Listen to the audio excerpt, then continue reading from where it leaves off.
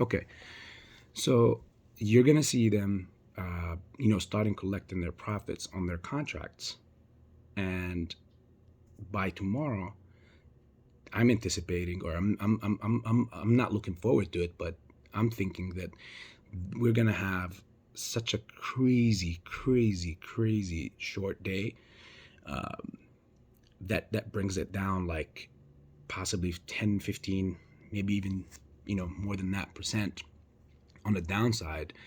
Uh, and if they don't do it tomorrow, I'll be really highly shocked, because normally they don't wait until Friday, the last day, because normally they use Friday to, by Friday, by the end of Thursday, they normally have collected all their profits. They know what they have done. They'll do their shorten, and then Friday they will load up their positions to set up next week. So they use this week to set up for next week, but the day to set up next week is always on Fridays. That's the strategy they've been using, and they've mastered it around the hype train that they push out through the media or through YouTubers out there, and that's why it's really important to know, to know who you obviously listening to or letting in. So, like I said, I wouldn't be surprised if we break $19 today by end of closing day. Um, a lot of people don't think so. A lot of people think it's going to stay there or even drop down to the 17. If it does, that means they've collected all their $18. But I haven't seen that in the option chain unless it's delayed, um, which could be a valid point. Uh, but I think that they want to get, because most of those 25, 27,000 contracts in the money right now, or will be in the money at the 18 and 80 cents, 1870, 1880, 1880. All those contracts expire in the money. And I'm thinking that most of those 20 something thousand contracts are not retail, they're all institutional.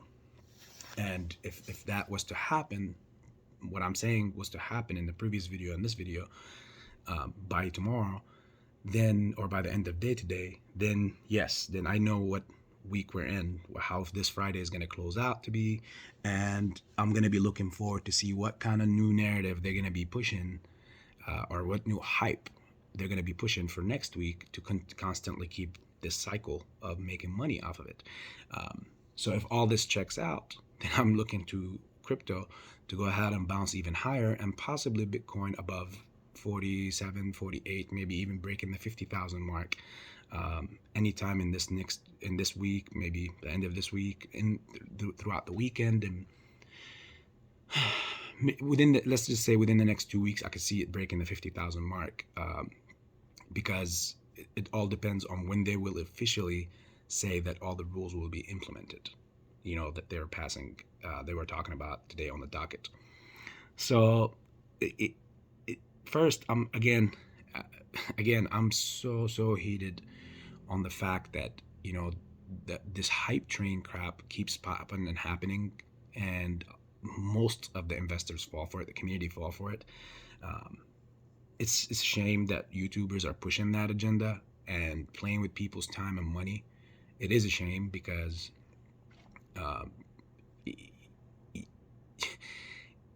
again, almost every YouTuber, if not every YouTuber, was saying that all those rules have suddenly gotten pushed much earlier and sooner, and now they're all going to be implemented within a week, which was pushed last week to say that, because they were published last week, and then the narrative was given that it was going to be all implemented this week. And if you watch the SEC meeting, Gensler didn't say any of that. Gensler, in fact, said something about I heard something about 60 days, at least. And if that's the case, then you got 2 months of get screwed, like for the last year and a half, same style, and then possibly they could come in through the comments and then say that we're gonna add more, like, comment and period, and add more to it, like another month or two. Who knows? They could do that. And I'm not trying to crap on everybody's feelings and hype and all that stuff, but again, you shouldn't let hype, like I've said in a couple videos ago, the hype shouldn't be what pushes you. You need to just have that idea that the longer it takes, the more chance for you to add to your position. That way you're not emotionally involved in this, and you're more of psychologically and mentally prepared for this, but you're not emotionally involved in this. Because emotional trading is not great trading. Again, I'm not a financial advisor, guys, but I've done this out of experience, and in my early days, I've learned from that emotion. I learned very expensively. I mean, I could possibly make a video, if you guys comment and say that you want to hear on how I, in the early days, have managed to make $1 million and lose it within 4 months. And that was in my early days, simply because I was using the wrong, like I had all the right pieces, yet I used the wrong method of how to go about it through emotional trading. So I want to just make sure that none of you guys have to ever go through that, and that taught me so much. I mean, it was a very expensive lesson, so that taught me so much, to the point where, that is no longer happening with me again. So yeah, please subscribe, guys, like the channel, and if there's anything you want me to talk about in specific, go ahead, please write it in the comment section. And I like you, I love you, and I like you so much for supporting the channel. Thank you so much, and have a great day.